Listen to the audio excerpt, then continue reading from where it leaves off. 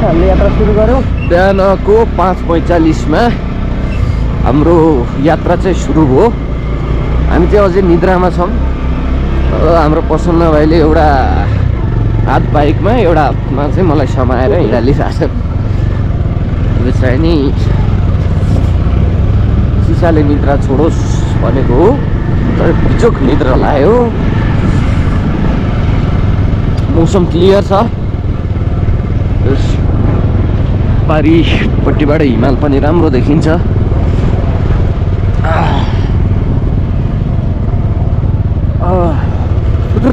जाडो जाडो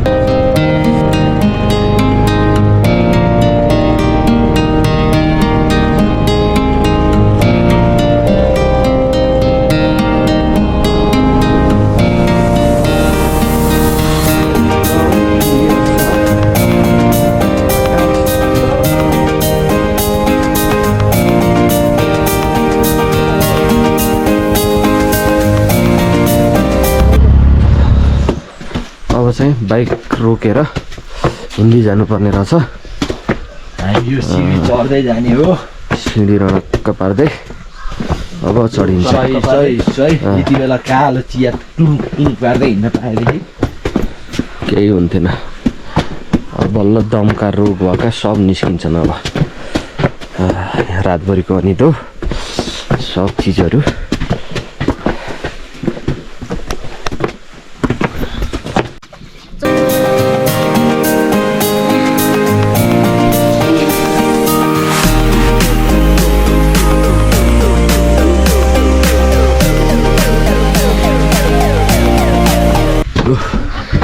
सैलुङको ठाडी उकालो जानु पर्ने रहेछ।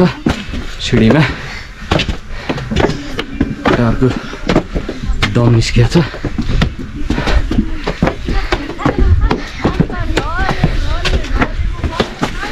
सब आएको छ नि होइन। उताबाट चाहिँ सनराइज, पछाडिपट्टि चाहिँ हिमाल देखिन्छ। हिमालको रेन्ज रहेछ। ए हो सैलुङको गाल चढ्दैछौँ। मुस्कान दाई, जल्दै प्रतीक भाइ, लु सरहरू कस्तो हुँदैछ यात्रा हाम्रो? मुस्कान सर हजुर यता हेरेर यस्तो फिस्टा दिनु पऱ्यो नि एकचोटि। कल्ली राम्ररी क्या पुगेन क्या यो हो। यतिको त चाहिने हो। हामी कहाँ जाँदैछौँ अरे सर?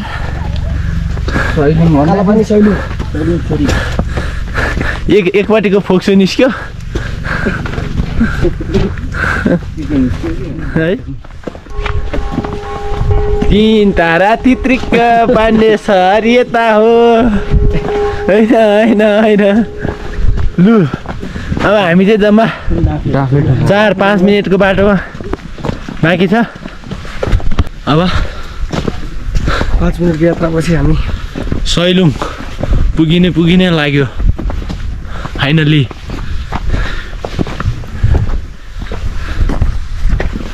ल हाम्रो दुईटा अल्लारे युवाहरू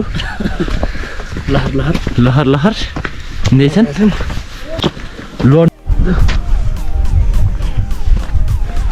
यो चाहिँ अब हामी हाम्रो यति पुगेपछि चढेपछि हाम्रो फाइनल डेस्टिनेसनमा पुगिन्छ। त्यो डाँडो चढेपछि हाम्रा युवा जवानहरू लम्किँदै आफ्नो गन्तव्यतिर लौ।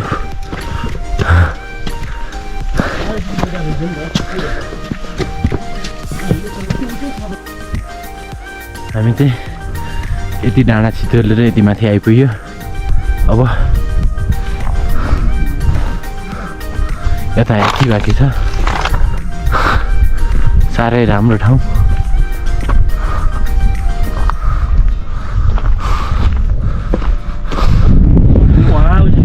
यहाँबाट यो पारी हिमाल छ।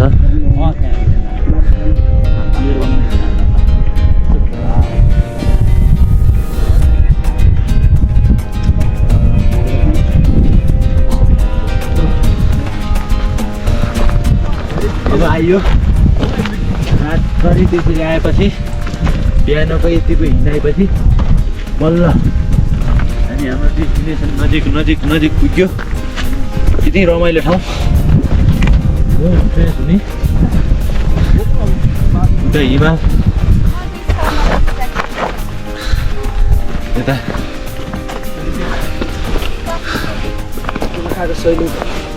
Sailung worth it.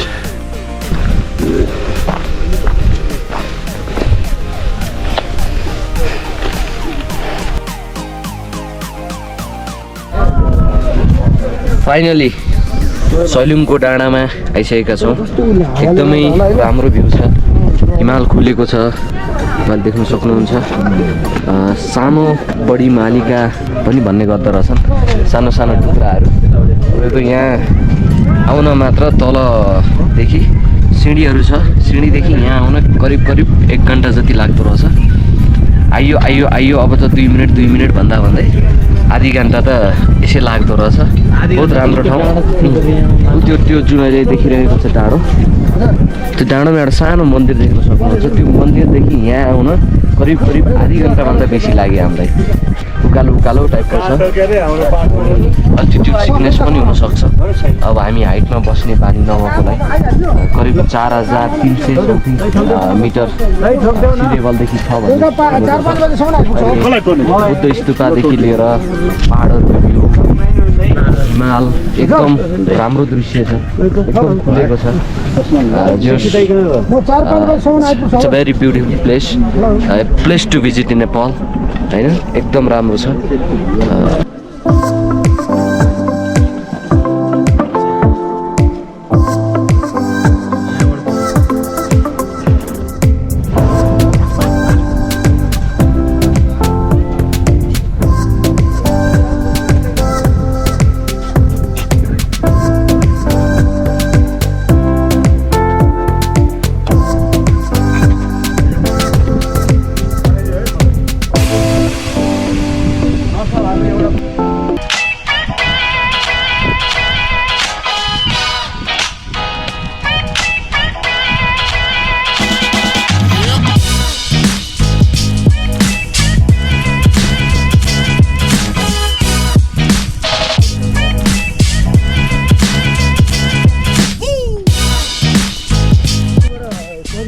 अब चाहिँ हामी सैलुङको डाँडाबाट फर्केर अब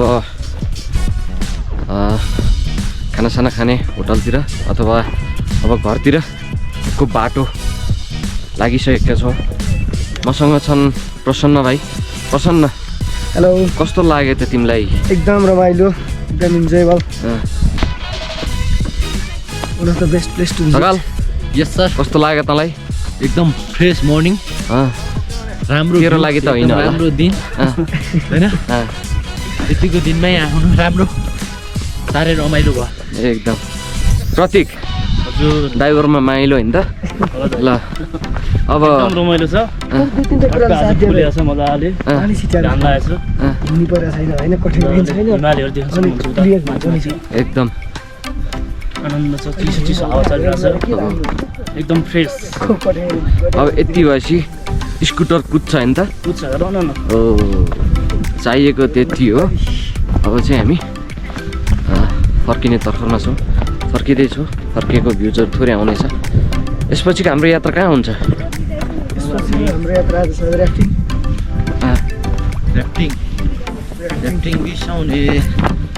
ऱ्याफ्टिङ बिसाउने, बारुले कम्मर हेर न कसरी हल्लाउने, बारुले कम्मर हेर न कसरी हल्लाउने, मर्स्याङ्दी के अरे त्रिशुली बगेर मर्स्याङ्दीमा झरेछ, तिम्रो माया लौ मलाई रक्सी चाहिँ चढेछ, ऱ्याफ्टिङ बिसाउने, बारुले कम्मर हेर न कसरी हल्लाउने। ल यो सँगसँगै हाम्रो सैलुङको यात्रा पनि अलमोस्ट सकिसकेको छ। त्यति गाह्रो पनि होइन, त्यति सजिलो पनि होइन। जाने बेलामा आधी घन्टा 25 मिनट भनेर भनेको थिएँ, तर अलमोस्ट 1 घन्टा लाग्यो। अनि आउने बेलामा पनि त्यो ओह्रालो ओह्रालो छ, टाइम लाग्छ। भरममा नपर्नु होला, एकदम इजी पनि नलिनु होला होइन, बाटो पनि छ। कस्तो लाग्यो त केटा सहिले? एकदम रमाइलो अन्त ल समग्रमा अनुसारको फल छ। हो समग्रमा जय समयमा जय सैलु सैलु।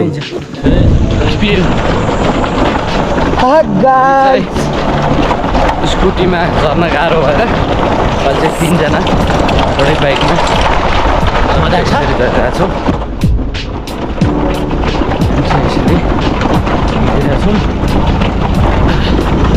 बाटो पनि यस्तो छ। बता ट्याङ्कीमा पर्यो तल सेल्टामा खतम हुनु है होइन म ट्याङ्कीमा शरीरको पार्ट्स हल्लेको छ। ल सर एन होटल एन्ड लज। हिजो हामी आउँदाखेरि कहाँ बस्ने के गर्ने केही थाहा पनि थिएन।